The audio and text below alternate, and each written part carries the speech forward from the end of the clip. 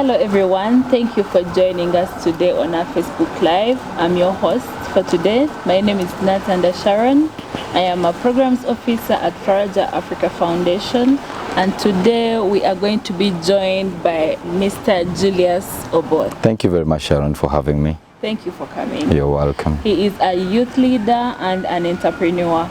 Yeah. Today in our topic we are going to be talking about everything entrepreneurship, starting from the policies, starting from the help of local leaders, how are young people, the steps they take in opening up their businesses today. Wow, thank you very much, Sharon, for that question. Probably today, when we talk about entrepreneurship, many people think about business, and they're thinking about how can I open up a shop, or how can I open up something that can give me money. But as youths today, I think one of the challenges that we're having, especially when you say how are youth starting up businesses, they're only starting up business because a certain motivational speaker said you should start up business, you know. And yet when you're starting up business, the core of it is to satisfy the needs of the customer, but we're also supposed to be making profits. So if you are not making profits, because that's the core, that's the backbone of entrepreneurship, making profits, but while the customer or your clients are being satisfied. So if we are to understand the process of why youths should start up a business, those are the two cores that they should be looking at. How can I make profits, and how can I satisfy my clients, rather than a certain motivational speaker told me I need to be an entrepreneur, and so I need to start up any business. Okay. Yeah. And speaking of starting up businesses, most young people have this difficulty when starting up with the fact of fundraising money to start their businesses. True. And you know, we hear the government of Uganda sometimes say there are loans there for young people to start up businesses. True. There are loans, please go and get loans. True. But these loans have policies and guidelines to these loans. What do you think of the loan policy in Uganda? The loan policy, I think is a little bit higher than what we expect from, especially when we talk about the monetary value. The monetary value policy that governs the loan policies, especially established by the banks, you know, which the government is using to give out these loans.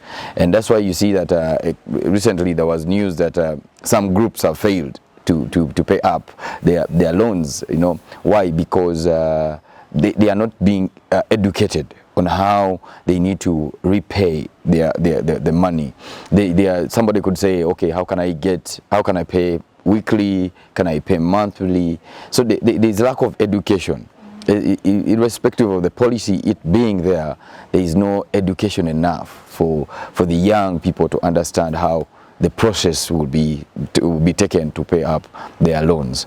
And I think that's where we need to help out on our young generation, that we need to educate them on how they can repay their loans, irrespective of the policies that are already running by the government. Speaking of loans, and also young people not knowing about these loans, how else can, apart from loans, how else can they fundraise for money to start up? Because someone can have a very good idea. Yes. They cannot, you know, young people, she's fresh out of school. Yes. They've just come, they don't have any income, they don't have any money, and they are looking at these loans and saying, okay, these loans, because most of the banks, let's say the banks that give out loans, they ask for security. Yes. Most of these young people don't have security, they have nothing. Sure. So what are other ways that they can use to fundraise for money to start up their businesses? Thank you very much for that question, Sharon. I think one of the things, the first way to fundraise for a business is to have a good idea. If you don't have a good idea, even if you ask any other person, they will not give you the money. So before you go out and start looking for who can help you, you have a good idea, because if the idea is good, you will not need even security to start up a business, you know. And that's where many times we are failing. But I can give you an option that when we are studying and when we are training about entrepreneurship, some of the options that we give, obviously we will give you the bank, we'll give you microfinances, but we also give you relatives. We give you your friends, you know, we give you your own savings. Know that those are some of the examples of how you can fundraise for yourself. You can get it from your savings, you can get it from a friend, you can get it from an organization, you can go to other businesses that you can work with, help them on marketing their businesses so that yours can also boom up. So if you have the idea and it's very good, those are some of the options that you could look into your relatives, look into your friends, look into the microfinances. You know, they can help you with your business if you have that to start up. But if the idea is good, so I always tell people the first step to fundraising is having a good idea. It's not looking around for the money and for the loans that the banks are giving, but is the idea good? If the idea is good, the money will come. Speaking of good ideas, most young people have very good ideas, but when they come from school, they don't have the capacity, they don't have the capacity. They cannot start up because they lack the basic entrepreneurial knowledge, like how to start up your business, how to budget for your business, how to fundraise for your business. They only have an idea in their head. How would you advise those young people who just have an idea, but they lack all these other skills to actually start up their businesses? When we were starting up some of the organized businesses that we're doing, and I've had this especially even from my friend Emma Wabwide. One of the things that we started with, and we always used to sit when we sit at campus, is we said, if you have an idea, write it down. So the first thing that you have to do is, can you write down your idea? If the idea is written down, you know, then it is easier for you to build on that idea. And then yes, they have these good ideas, like you've said. They're very, very, very nice. But there's a new curriculum that I'm learning from a friend of mine from the US on entrepreneurship. It's called Canvas. Canvas is a curriculum that teaches you to start a business, not with a lot of money. It's just even if you have, for example, if you want to sell clothes, you can begin with 3 shirts. But if you realize in the youths today, they want to ask you for 300,000, you know, to start up a shop, to sell shirts. And if I give you 300,000, you are going to buy anyhow shirts the way you want them. And that's why you find somebody has a shirt that has spent in the shop for the last 5 months. And yet, the Canvas tells you go and buy 3 shirts. Very, very good shirts. Very good ones, shirts at 50,000. Come and find buyers who can take those shirts, 3 of them. Even if you make a profit of about 20,000, that means you have about 70,000. And then you can go and buy more 4 shirts. So Canvas teaches you to start business, not with a lot, which the youth today want. If you ask many of the youth today and tell them, you want to start up a business? Yes. How much do you want? They'll tell you 10 million, you know, and then they will go and buy all these useless things in the shops. People cannot buy them, but if you have little, so me, I think with the good ideas, let them start small. I mean, people ridicule you. You're just joking. But you realize that everyone that has started small grows. Yeah, because when you start up, you learn the market, you learn how to deal with customer care, you learn all these things, and it may help you grow. True.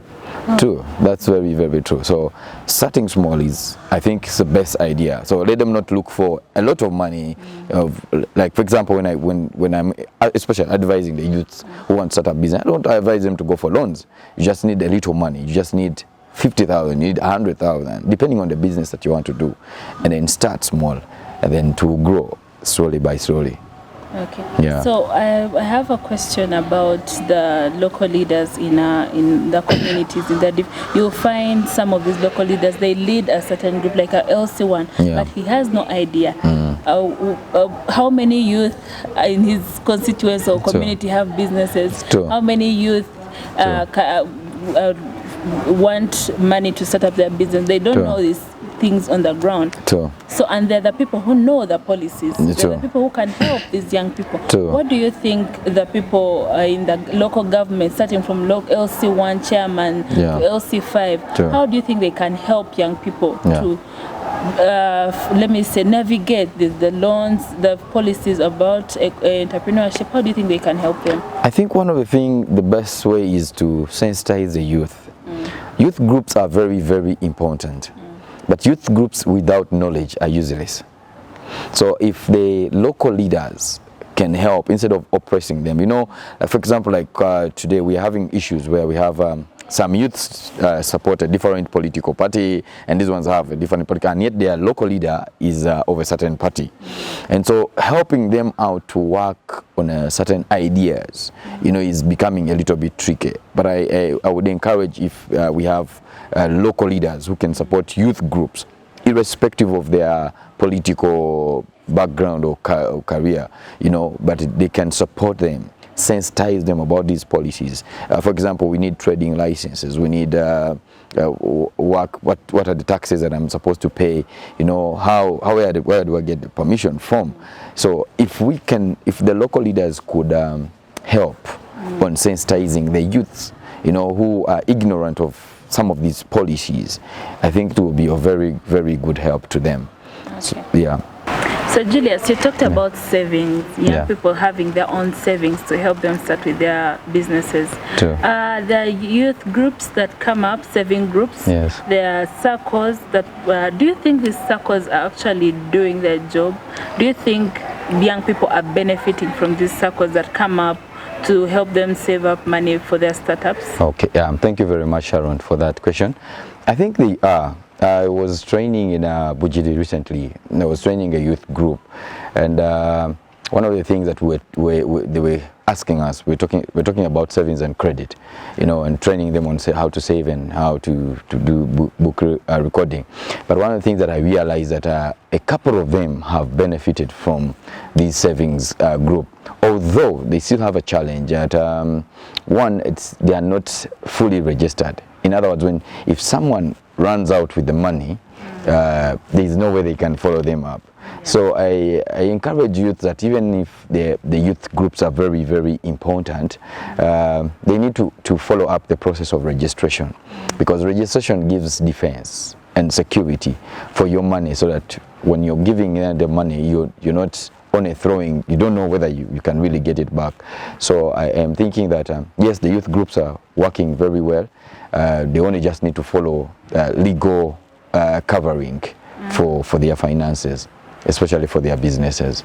Okay. Yeah. Okay. I hope the youth groups can really help also. I think they play a good, big role, because they do not ask for any security like the banks. True. They don't ask for anything, just start up with something small, Very right. then you refund it. So that is Very a great true. idea. Very so true. Speaking of businesses also, what do you think of the market? What do you advise young entrepreneurs to do? Can they reach out to do a market research before they start up businesses? Because you might think, okay, I'm going to start up selling t-shirts, but do you have the market? True. What have you done to find out whether you will have customers to buy your products, or what do you True. advise young entrepreneurs to do before the business?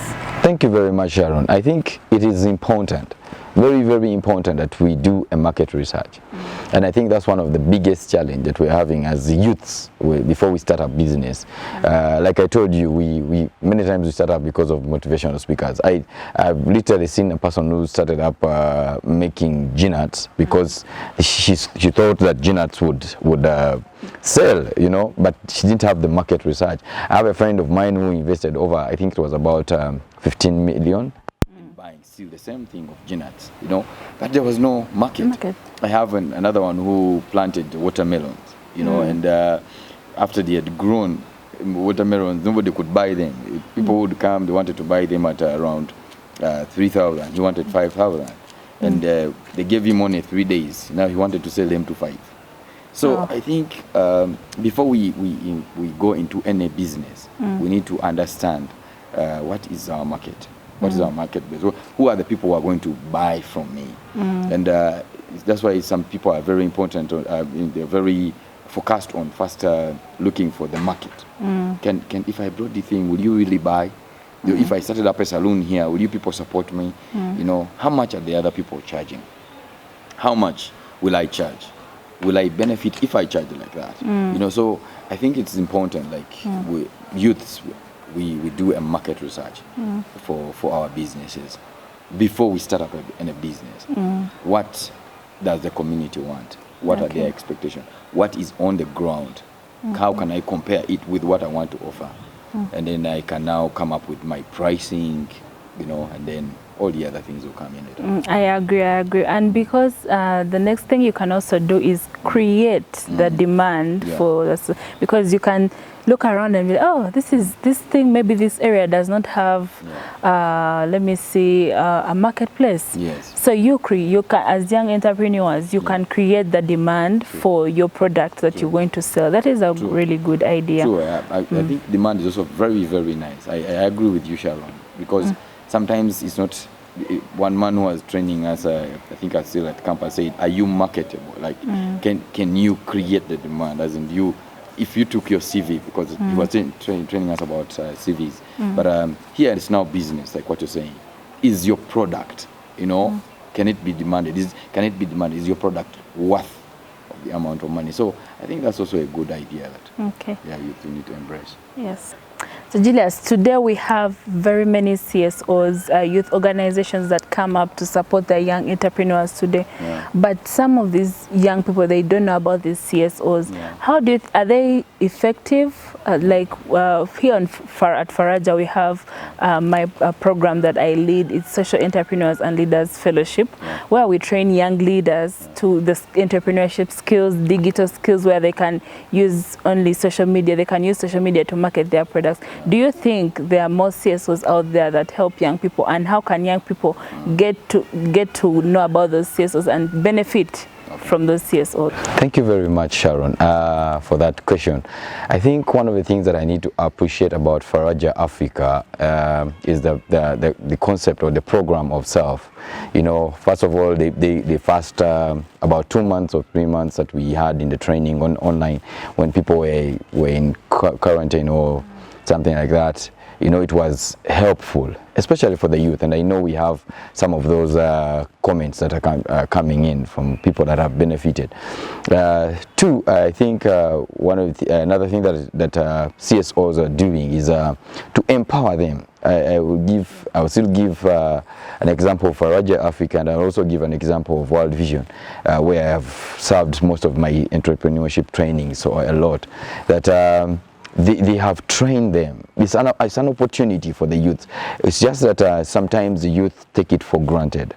And for example, like the people that we trained here at Faraja Africa, I want to encourage them to keep up with what we train them. I want to encourage them to, you know, to put this into practice, because that knowledge was very, very helpful.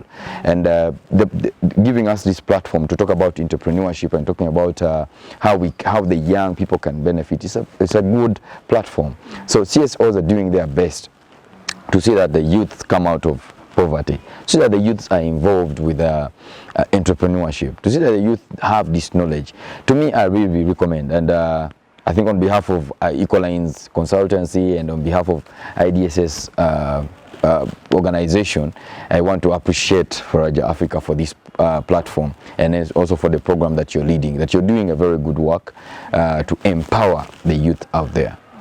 So Julius, most of the surveys have come out to say young people, when they start up businesses, they don't even get to see their first birthdays.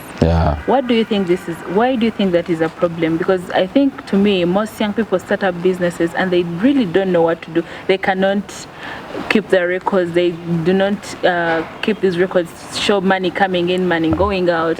What do you think? What's your take on bookkeeping? One, I want to appreciate the language that you've used, their first birthdays. You know, it's very, very true. Very, very many youths, and I've seen very, very many businesses started up by youths, you know, not celebrating their first birthdays.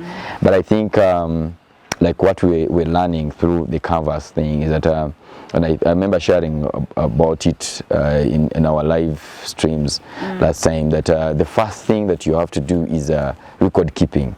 Because many times we are told, and we've grown up with people tell us, please, you have to do budgeting, and I emphasize always on that, you know, but you cannot do budgeting, you cannot budget if you don't know how to record, you know, you don't know how to keep records. So the first thing that you need to do is you keep records. I am doing a certain course somewhere, but one of the things that they have told us, one of the assignments, is just to keep for us to present our incomes and expenditures. And it's an assignment, so every day what I spend on, I need to write it. Yes, I was doing that, you know, for my business work, but now they need on a personal basis, and I think it is helping. It helps one for you to get integrity of expenditure, integrity of money. How can you economize expenditure? So record keeping for especially the youth business, I think, is very, very important. So we start up before you do the budgeting for your business and for your workplace. You have to first come up with the records. How have I been spending? How much have I been spending on airtime? How much have I been spending on meals? How much have I been spending on transport? How much have I been giving out without, you know, any reason? So when they do that, I believe that it will help. And so again, I want to commend you for the training that we had, because that was one of the major topics that we trained about. How can we do record keeping? So they need that, but it all starts from record keeping. Before you go to budgeting, you must first do records. Okay. Yeah. So for the young people out there, you now know it. When you're going to start your business, you need to create a culture that you're going to follow up with your business. You need to start it with your daily life. You know, if I'm spending transport, how much do I spend on transport? How much do I spend on my meals? How much do I spend on probably shopping? True. Because with this discipline that you come up with on in your daily life, that's the discipline you're going to apply to your business to make sure that it grows, to make sure that it continues to see 4th birthday, 5th birthday, 6th birthday, and so that you can sustain it better. Yeah. And I think on top of that is that one of the things that it also helps on which kind of labor that you need for business. Sharon, you realize that people start up business, you know, and then they employ everyone that they want. Yes. You know, so before you look at how many people do I need in my business. I mean, you have a small shop, you know, it's a one room and you have 3 people there, you know, so, and all of them need, you know, the salary, you're feeding them every day. So I think when you know how you're spending, it also helps to understand which kind of labor do I need, which kind of people do I need to work with. And that's very, very helpful. And Gina speaking, some of these businesses, when you're starting up, you don't even really need employees. When you're starting up, like you have a service that you provide, you can be mobile. You can be like, okay, this is my card, just print out cards. This is my card. If you need my services, call me. You don't need an office. You don't need a room to rent out when you're starting. You need to do something mobile, and you can use even social media. Just market your products on social media, and if someone take orders and deliver. They deliver. Actually, social media is a very, very good marketing tool. Like you've said, many people have nowadays you realize that most people are marketing their products on social media. You know, and so. And I remember last time when we were having a training about it, it was about how can you digitalize your business. And that was one thing that came out so strongly, that you need to use the social media platform. But you see, people are using, the youth are using social media for photo shoot, you know, and you know, challenges. And yet it's an open thing. I have one of my boys is selling clothes. They sell clothes, and but one of the platforms that they use is social media. And I want to be honest with you, he doesn't have a shop where he puts the things. He just gets them at home, then takes pictures, and then he posts on his status. Then he posts on the social media, and then people keep on calling him, and please, I can do that. So I think that's also a very good idea. Yes. I don't know what you talk about insurance. Have you heard about? Because still, even in labor, you know, these people again having problems with insurance. You know, how are you going to insure them? It's because in business, it's very important that we learn also how to do insurance. Although sometimes that comes in the long run. Yeah. It comes, I believe it comes in a long run, because when you start up something small, when you don't need a big shop, you don't need a lot of money really, so that I'm going to start with 10 million and have a big shop. You start up with something small. Something small, because when you keep on growing, that's when you get to know about all these other policies. Like if I get a shop, how will I be paying rent? What are all these nitty-gritties for setting up business? So you give yourself ample time to learn all these things while you're still doing your business, but online or in mobile. You don't need to have all those big shops. Very, very true. Yeah. So Julius, as an entrepreneur, we have seen this period of COVID, and you are clearly in business. How did that affect your business, and how did you overcome? Did you come up with more ways of how to deal with it, and what opportunities showed up during the COVID period? Thank you very much, Sharon, for that question. I think what this period has been is it has been both for creativity but also for challenges. COVID-19 has affected us, especially for us who are one of my businesses is transportation, and so there was no any more movement, you know, people, and so cars have been at home, and they cannot move anywhere. But again, to me, why do I say it's for creativity is that when they opened up cars, some of us have managed now to register for Uber, you know. We encourage our drivers to do that. So I think one of the things that has helped us, although it has been a challenge, and I think for many businesses out there, you know, but I always encourage people not to cry, because when the master cries, the servants die, you know. So whatever condition, we need to be just creative. We need to be creative and use it as an opportunity. I saw recently a gentleman had resorted to selling face masks. I went to buy yams somewhere, and the lady told me, my son, thank you very much for supporting me. And I'm like, you're welcome. He said, by the way, you know, my son, this wasn't my business. I'm like, why?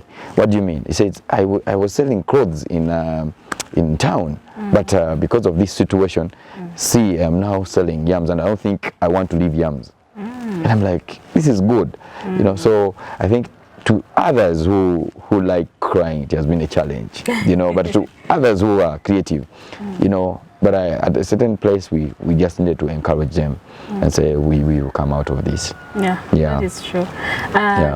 So now I want to give you an opportunity to give a word of advice to the young people out there, the young entrepreneurs who are starting up, maybe those in university that are doing the exams, and the job market there is really scarce. So it cannot accommodate all the people who graduate. What's the advice for them, those who want to start up businesses? What advice do you have for them? Thank you very much, Sharon. I think my advice would be, first of all, I want to appreciate Faraja Africa for this platform, and use some of these CSOs. You get to learn more. It's not enough to get on the knowledge from the university, you know. And then and another advice I would tell them is that begin with the idea. It's very, very important. If you have an idea, you can sell anywhere.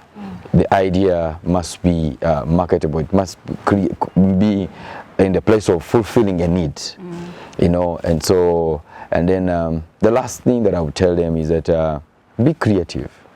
Be creative. Recently, I was talking to the alumni, and I was telling them that one of the things that I came up with us is that they were saying that we, as youths, we are not creative, you know. And so, say, please be creative, because if they're weighing performance, that is, we lack creativity. So we need to be creative, use up the opportunities that we have, and also work with the policies that are ongoing. Thank you so much, Julius, for joining us today. You're welcome. Thank you so much. Thank you for hosting me. To the young people out there, you've heard it from an entrepreneur himself. Be creative. Try your level best to think outside of your comfort zone, and also be very willing to learn more things, because you cannot learn everything in the university. When you come out to the field, you'll have to learn new things.